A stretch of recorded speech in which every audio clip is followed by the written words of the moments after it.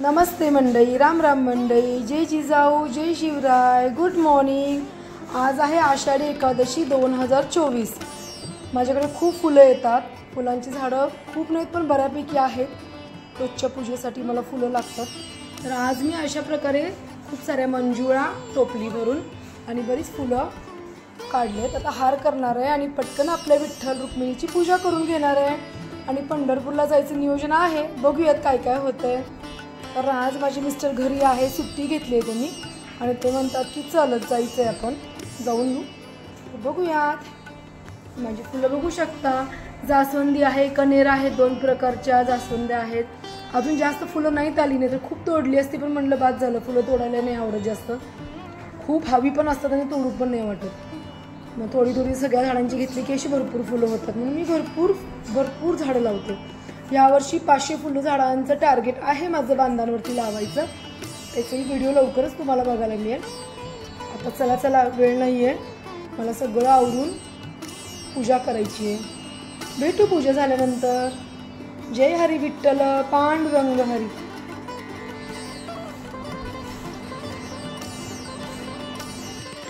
नमस्ते मंडळी, राम राम मंडळी, जय जिजाऊ, जय शिवराय। आषाढी एकादशी 2024 या दिवशीच्या माझ्या यूट्यूब आणि इंस्टा आणि फेसबुकच्या सगळ्या परिवाराला खूप खूप हार्दिक शुभेच्छा। आज ना मी नेहमीप्रमाणे ना जसं जमेल तसं छानशी पूजा केली आहे। बरं असू देत, कामं असू देत, विठ्ठलाची ओढ कधी कमी होत नाही आणि माझं माहेरच आणि सासर दोन्ही पंढरीच्या अगदी जवळ आहे, त्यामुळे विठ्ठलाची एक वेगळीच ओढ आणि एक वेगळीच आवड लहानपणापासून आमच्यामध्ये होतीच। असो, आता गेली 5 वर्ष झालं माझ्याकडे जे विठ्ठल रुक्मिणी स्वतःहून आले आहेत। गिफ्ट भेटलं होतं यांना प्रमोशन झाल्यानंतर, तर आम्ही त्याचीच पूजा करतो येता सांग। आज सगळे शेतामध्ये गेले, त्याच्यामुळे आता मी पूजा केली आणि सगळे आता आरती घेतील, कारण उशीर होत होता, मला स्वयंपाक पण करायचं, म्हणजे फरायचं करायचं आहे। तर चला, आज खिचडी आहे, गोड भगर आहे, बनाना चिप्स आहेत। त्याच्या घरी घड पिकाला आला होता, त्याचं मी बनाना चिप्स बनवते आणि घट्ट दही लावले, केळी आहे, पपई आहे, असं मी आज हे केलं आहे, बेत आहे। शिवाय दुपारी फराळ झाले की पंढरीला पण जायचं आहे। तर चला मग, आता खूप काम आहे, दाखवते माझी पूजा। वातावरण पण खूप सुंदर झालं आज, इतकं ना की असं मनमोहक आणि आल्हाददायक वातावरण झालेलं आहे। तर माझी पूजा दाखवते। तर अशा प्रकारे मी माझ्या विठ्ठल रुक्माईची पूजा केली आहे सकाळी म्हणजे मला 8:30 वाजले। पप्पांनी केळीचा नैवेद्य दाखवलाय, दूध दाखवलंय, देवांची पूजा केली माझ्या मुलीनी आणि घर आवरलंय मी बऱ्यापैकी पटकन। आता फरायचं करायचं आहे। छत्रपतींना आज इकडे ठेवलं कॉर्नरमध्ये। किती साजरं, किती सुंदर विठ्ठलाचं रूप दिसतं। मी तुळशी माळ घातली आणि घरात असलेले कनेरी आणि जास्वंदीचं हार घातले दोघांना। पायावरती पारिजातक घातलेलं आहे, दिसते का तुम्हाला बघा। पारिजातकाची फुलं आहेत, कनेरी आहे, तुळशी आहे, म्हणजे मंजुळा आहेत। अशा प्रकारे मी आज माझ्या विठ्ठल आणि रुक्मिणीची पूजा केली। बाहेर रांगोळी काढली आहे, कारण घरामध्ये आमच्याकडे खूप मांजर आहेत ना, ते सगळं पुसून टाकतो। अशा प्रकारे मी साधीच पण सुंदर अशी पूजा केली आहे। घरातलेच सगळं म्हणजे पपई वगैरे केळी घरातलेच दाखवले, कारण जे आपलं आहे ते दाखवायचं असतो, किती खावा नको। सुंदरशी साधीशी अशी पूजा केली आहे आणि पूजा केल्यानंतर इतकं घरामध्ये वातावरण सुंदर, म्हणजे तात्पर्य सांगायचं हे की पूजा झाल्यानंतर इतकं सुंदर प्रसन्न वातावरण झालं आहे। विष्णूंचा अवतार असलेले श्री विठ्ठल भगवान हे म्हणजे अन्नदाता आहेत सगळ्यांचे आणि शेतकऱ्यालाही अन्नदाताच म्हटलं जातं। तर त्या विठुरायाच्या यावर्षी आशीर्वादाने पाऊस पण चांगला आहे, खरीपाची पिकं चांगली येत आहेत, म्हणजे विठ्ठलाचा यावर्षी आशीर्वाद आहे असंच म्हणते मी। आणि असाच आशीर्वाद अखंड राहू दे। त्यांनी म्हणजे जे भूकबळी किंवा भुकीमुळे जे जीव जातात ते कोणाचीही तशी भूकमारी होऊ नये आणि सगळ्यांना पोटभर अन्न मिळावं, ही आज ईश्वर चरणी, विठ्ठल रुक्मिणीच्या चरणी मी प्रार्थना करून आजचा हा 2024चा मी व्हिडिओ इथंच थांबवते, म्हणजे तात्पुरतं थांबवते।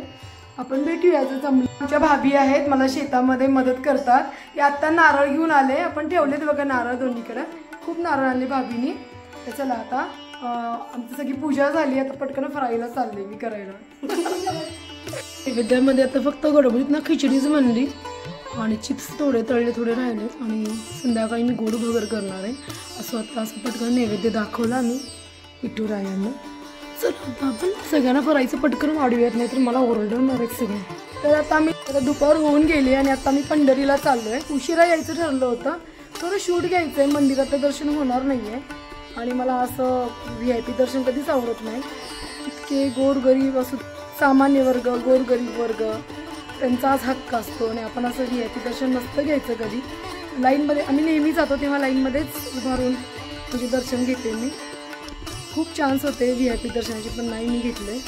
कदाचित आपण VIP दर्शनाने जेवढ्या वेळ जातो तेवढ्यात गरिबांचं म्हणजे हक्क चोरला जातो आणि देव नक्कीच तिथं पावत नसतो असं माझं म्हणणं आहे. असो, तर आता आम्ही चाललो आहे फक्त पंढरपूरची गर्दी बघायला. मी अशी ना बघू शकताय तुम्ही एक सिम्पलशी इरकली घेतली आहे आणि मी वेअर केली आहे, घातली आहे आणि हा आमच्या गुड्डीने शिवलेला ब्लाऊज घातला आहे. तर चला आता मी चालले आपल्या विठुरायाच्या पंढरीला. मी पुढे आहे बघा या.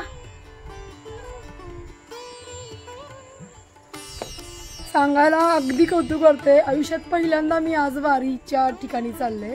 माझा जन्मच झालाय पंढरीमध्ये, पण पहिल्यांदा असा योग आलाय. कसं असतं ना, जवळ असलं की ते महत्त्व नसल्यासारखं असतं. वारी म्हणलं की आमच्या घरात कुणी निघत नाही, म्हणजे जे कोणी वारकरी असतात म्हणजे नेहमीची वारी पोहोचतात ते सोडून अजिबात कधीच कुणी गेलं नाही. आम्हा मुलांचा तर मग नंबर कधी येणार, तर असं होतं. पण त्याच्यामुळे मी बोलणार कोण, लग्न झाल्यानंतर तेच घरातले मोठेच जायचे. पहिल्यांदा हा वारीचा हे आलाय. आता माझ्या घरी सासूबाई थकलेत, त्याच्यामुळे माझे मोठे दीर आणि जाऊबाई वारी पोहोचवतात आणि माझे मिस्टर तर तिथेच जॉबला होते. त्यांना अगदी नेहमी वारी घडायची, मग मला कोण नेणार एवढ्या गर्दीमध्ये. पहिल्यांदा तेच म्हटले चल आता आपण जाऊयात, म्हणून चाललोय. सकाळपासून त्यांचं चाललंय की चल आपण जाऊन तर येऊ, यावर्षी जाऊन तर येऊ, तिथे माझा नियम चुकेल. चाललोय आम्ही. बाय, तिथे भेटूयात पंढरीला. पंढरीला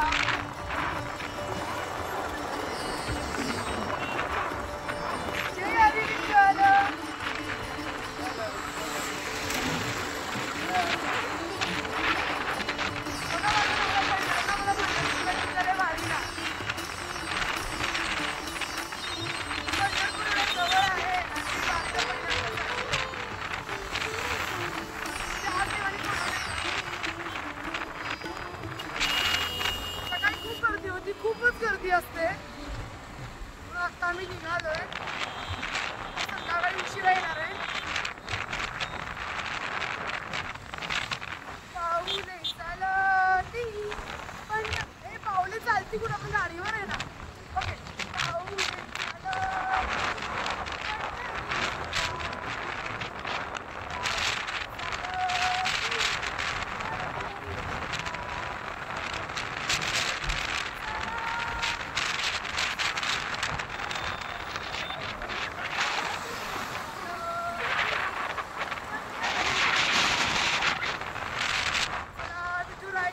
जाऊयात. आता परतीचा प्रवास करताय, संध्याकाळची वेळ होत आली आहे, ती दुपार करून गेली आहे.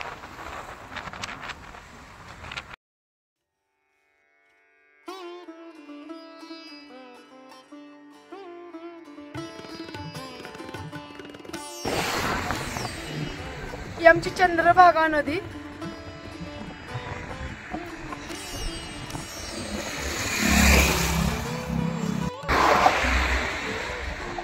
हवेली कसा अवतार झालं.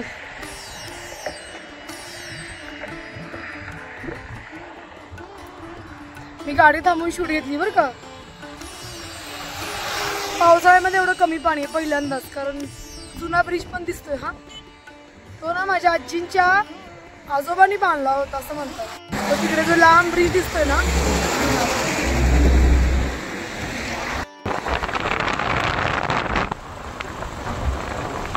दुर्लक्ष किती करायचं असतं.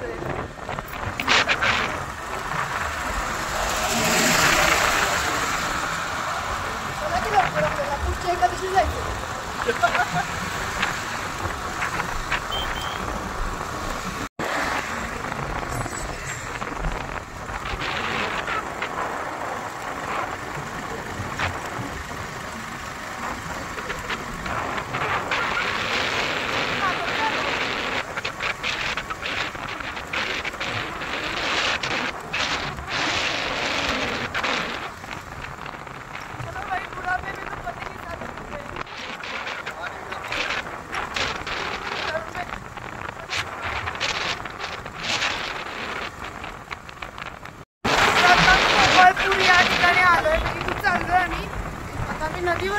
डायरेक्ट.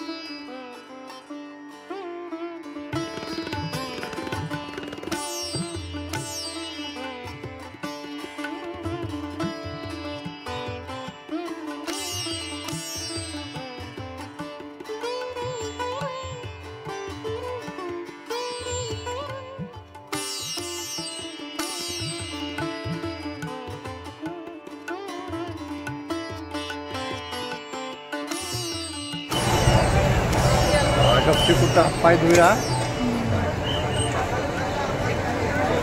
चांगला ठिकाण दिलं मेघा मसाला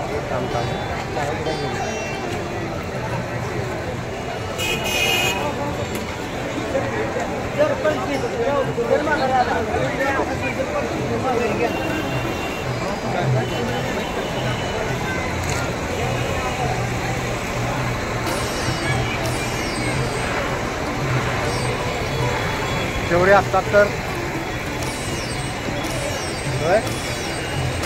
नाही रडलाच ते नदी म्हणून रडते नदीत मासा आहे म्हणते आणि रडती किती रडते की मला म्हणून तिने रडते नाही मजा घेत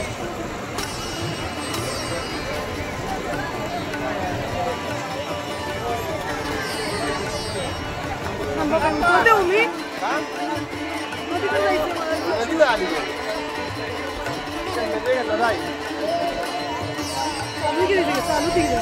काय नाही लांब आहे नदी किती पाय धुणे आणि शूटिंग करून अगं पुढे जाऊन नदी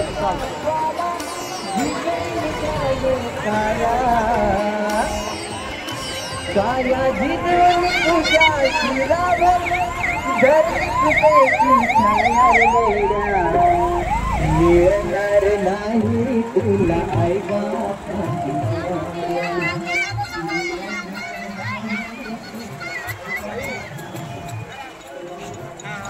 मेहरबानी पाऊस नाही आज तू आपण येऊ शकतो मी आलोच होतो मी येतच असते नाम ओढू की आपण नाम डोक्याला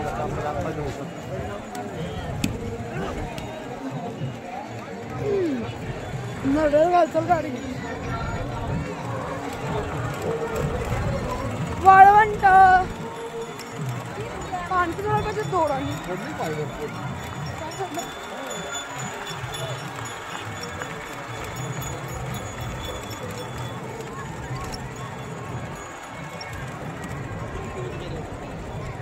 पुढे काही घाण नाही मला वाटतं त्याला. यावर टीव्ही केले ना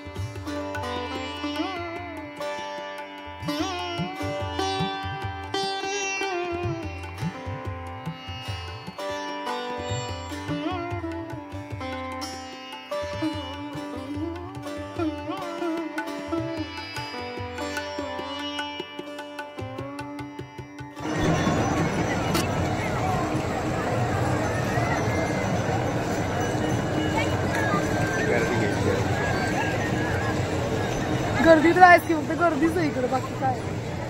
आम्ही आंघोळ नाही केली आम्ही तिथे हातपाय धुतले चंद्रभागेमध्ये कारण चंद्रभागा आपलीच आहे रोज आम्हाला तिकडचंच पाणी येतं आमच्या दारातूनच चंद्रभागा वाहते पण इथलं महत्त्व असतं ना आमच्या सासूबाई असताना म्हणजे माझ्या गेले असते पळत पळत तिकडे डुबकी मारायला.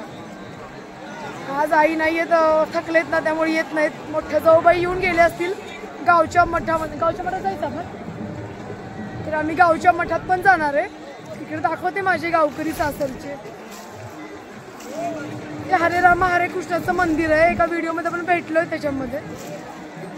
उमा आली होती परवा ते आमच्या दोघींचं येणं नाही झालं पण ती आली होती इकडे जाताना मंदिरात जाऊन आली म्हणाली ताई उमा. मी इकडे आले चंद्रभागेमध्ये.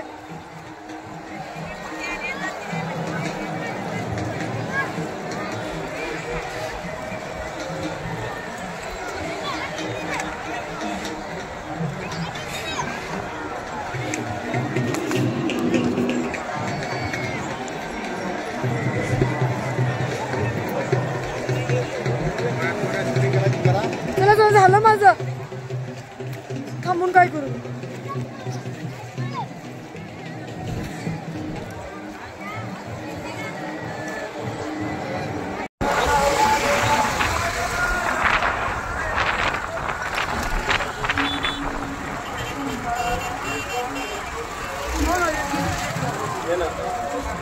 घ्या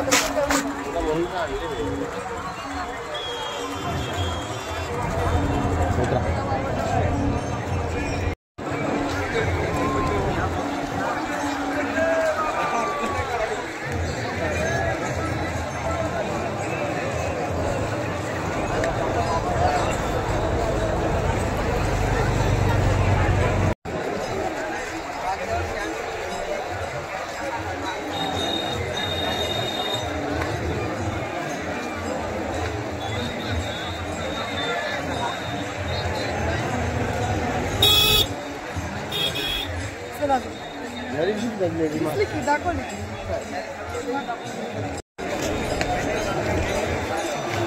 आईला पाठवू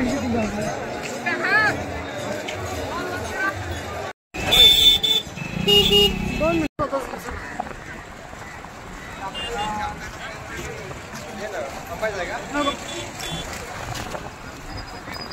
कशाला थांबला नाही तुम्ही बोलायला नको.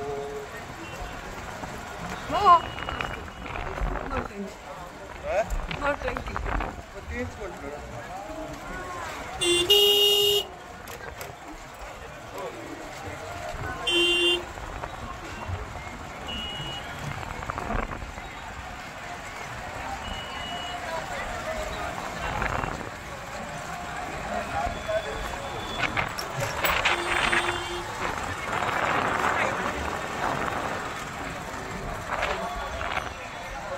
भैयांकडून आपण ना इतके छान छान ना गजरे घेतलेत.